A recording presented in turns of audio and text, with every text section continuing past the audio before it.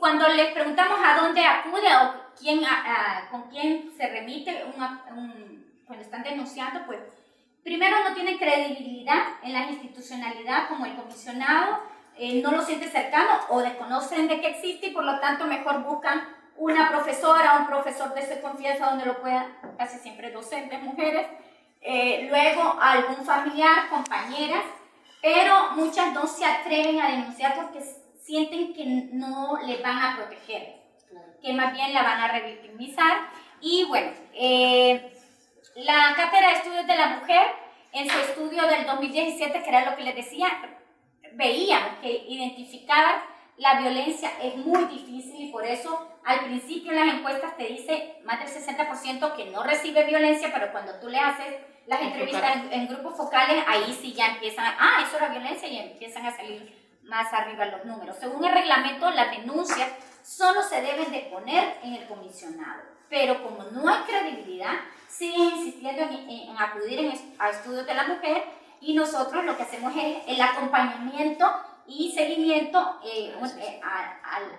al comisionado universitario. Las estudiantes opinan que no acuden a la unidad contra el acoso porque no creen que van a dar una respuesta. Mayor divulgación sobre a dónde acudir a denunciar el acoso, campañas, como lo hemos dicho todas las universidades, encontrar medidas para la reparación de los daños, ¿verdad?, de las víctimas, contar con fondos para investigar, porque lo decía, si no fuera por la GENRE realmente y otras instituciones que nos han apoyado, pues no existiera ninguna información.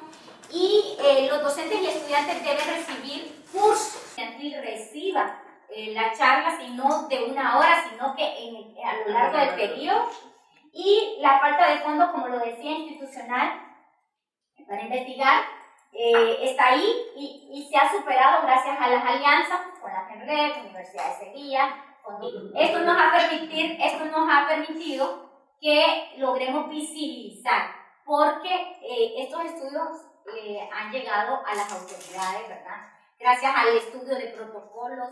¿Por qué hicimos este trabajo? Bueno, ya sabemos que la violencia pues es una pandemia en nuestras sociedades. La violencia en nuestra universidad es un problema, es un caso que sí se está dando.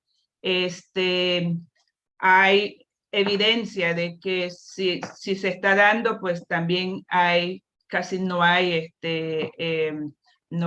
denuncias, porque la cultura de la denuncia todavía sigue siendo un problema. Decía antes que trabajamos 3 tipos de violencia: violencia psicológica, violencia física y acoso sexual.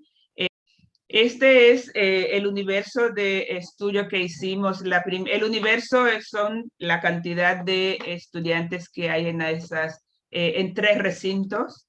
En lo que tiene que ver con violencia psicológica, en cada uno de los recintos encontramos esta cantidad de casos que se dieron. En acoso sexual, y en violencia física. Si vemos nosotros que los que más repite es el acoso sexual. Perdón, es violencia física. El acoso sexual no es que no se da para nosotros, sino que como decía antes, hay temor, hay miedo, hay falta de reconocimiento. Sin embargo, en uno de nuestros recintos es donde más se identificó, en el recinto de Ciuna. Algunas de las conclusiones que nosotras pusimos aquí en nuestra pequeño estudio, decimos que para responder a esta realidad se implementó un plan de sensibilización.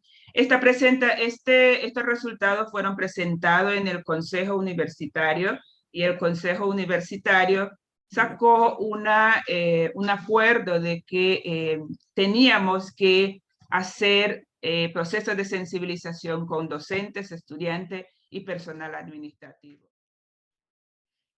Los objetivos específicos del estudio en primer lugar, es un análisis crítico diacrónico, donde vamos a comparar las categorías utilizadas en los informes, que es la información oficial del protocolo, Pero la cosa interesante que nos ayudó nuestra joven participante es analizar cuáles han sido las acciones y las propuestas de las estudiantes en relación al problema del acoso y de la violencia de género en la UNAM.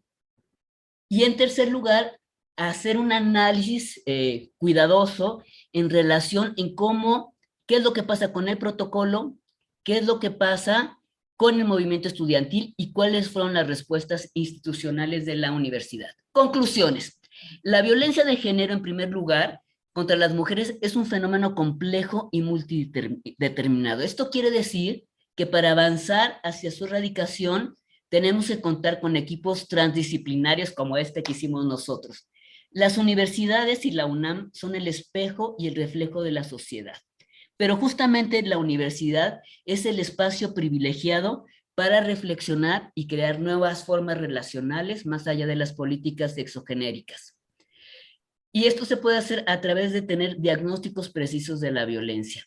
Y lo que estamos haciendo aquí es reconocer la agencia de las estudiantes y cómo la revolución femenil estudiantil es quizás, bueno, yo creo que sí, la revolución del siglo XXI. ¿Seguimos?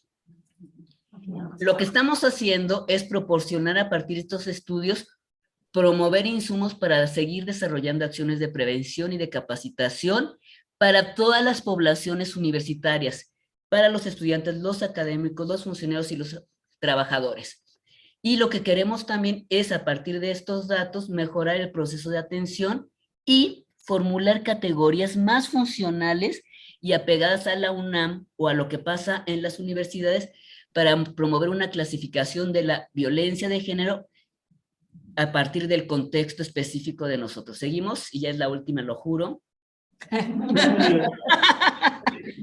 Yo creo que lo más importante es que estos cambios legales y reglamentarios en realidad van más allá de lo que pasa con la denuncia, sino son indispensables para fortalecer una cultura de derecho que combata el abuso del poder y la impunidad, dignificando las relaciones entre los universitarios. Y aquí algo que me parece muy relevante es que el ejercicio académico es indispensable para crear nuevos pactos sociales en lo público y lo privado, para hacer una cultura igualitaria, amable y solidaria. Esto quiere decir que reconocemos el trabajo de todos los universitarios en todas nuestras categorías y nuestra interseccionalidad para construir una cultura de paz. Y la última, Olivia, viene, que es la que le encanta a mi querida amiga, que es, siempre nos reímos aquí en nuestras presentaciones. Selene, pásanos para que esté contenta nuestra coordinadora de investigación. Y entonces lo que estamos diciendo es que las mujeres organizadas siguen teniendo la palabra por derecho propio y con eso terminamos.